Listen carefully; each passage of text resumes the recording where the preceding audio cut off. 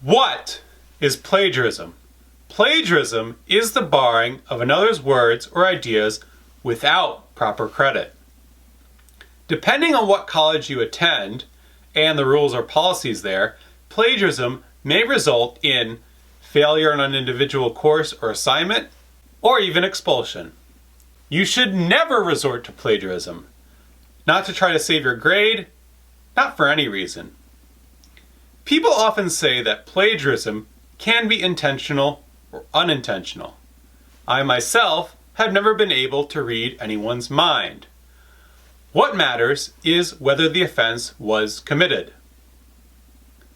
There are, however, more serious forms of plagiarism than others. The worst form of plagiarism is to use a site like Course Hero, where you can download free essays and use some or all of that material in an essay. It does not matter whether the source makes up 100% or 1% of your own essay. If you do something like this and get caught, do not expect to be given a second chance by your instructor.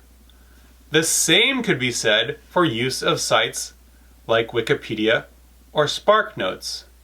Sites like this shouldn't be used even with attribution, because they do the work for you.